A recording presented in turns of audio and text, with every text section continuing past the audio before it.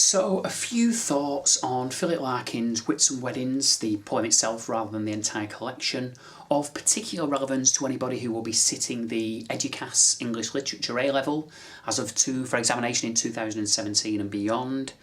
And as the title poem, it's pretty clear that the Whitsun Weddings holds quite some significance in this collection. It's a poem in which, once again, we find the speaker on a train, the ideal place for observation, reflection and contemplation. Larkin, naturally being Larkin, is alone, the isolated onlooker whose isolation is briefly suspended as he becomes part of what he refers to in the final stanza of the poem as this frail travelling coincidence. Over the course of the poem's 8 stanzas, it moves from the prosaic and everyday to something more lyrical and profound, a typical structural journey of many of the key poems in this collection, you'll recall. Initially, we find the speaker gazing from the window of his 3/4 empty train, a typically Larkin detail that roots the poem in the soil of the banal and the everyday. And what he sees is pretty unprepossessing. Canals with floatings of industrial froth, the next town new and nondescript, and England becoming nowhere. Gradually, Larkin, and I know I probably should refer to him as the speaker, but this is so, indelibly Larkin-esque, but, technical, let's call it the speaker. If I forget and call him Larkin, my apologies. Becomes conscious of the fact that the whoops and skirls greeting the train in each station are in fact due to the fact successive newlyweds are boarding the train as it hurried towards London.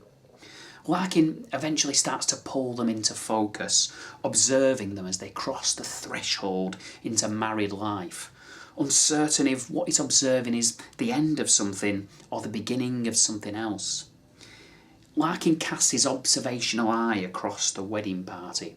He paints them in broad, you could say almost stereotypical strokes at times, an uncle shouting smut, and he's viewing the women in particular, girls in parodies of fashion, seems tainted by a familiar distaste for the products of this newly commercial age. Yet, before we just judge Larkin too harshly, there is a tenderness towards them too, towards the women who shared the secret like a happy funeral. An oxymoron there that neatly encapsulates the ambivalence that's at the heart of this, like so many other Larkin poems, and the girls who, gripping their handbags tighter, stirred at a religious wounding. A reference, perhaps, we don't know, to the sex to come that night. Apologies for the use of the word night there. Or whether it's just a use to the fact that he sees marriage as somehow marking them out for something in very negative terms. Towards the end of the poem, as the nervous excitement of the couples abates, and there's the come down, a sense of falling in the phrase of the poem, images of change and darkness seem particularly pronounced. Now fields were building plots, and poplars cast long shadows over major roads.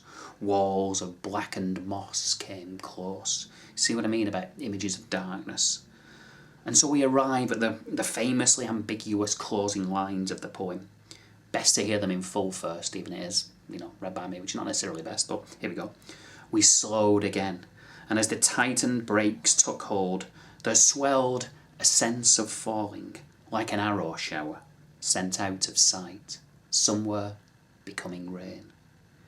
Images of potency and fertility, or images of life returning to a dull, rain-soaked reality.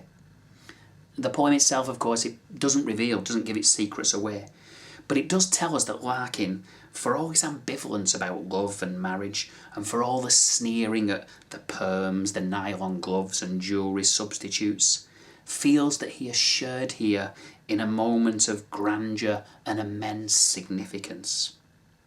Contextually, one for the AO3 fans, you can look at the way Larkin presents the changing England of the 1950s. While you AO5 fanatics, and I know there's a lot of you out there, you can have fun with those ambiguity of the closing lines and, whether Larkin is sneering at the working class, the ordinary folk, or feeling something more empathetic. When it comes to AO4 and comparisons to our close friend Carol Ann Duffy. You can make connections to poems that are equally rooted in real life, from which something more profound blooms, like Litany, or poems even that evoke a similar mood, like Meantime, that feeling of melancholy and that drifting through life. As for AO2, the close analysis, well, obviously you're spoilt for choice here. There's that sense of movement evoked in the poem, there's the symbolism, similes, there's the observations of everyday life. So many things for you to go at in this poem.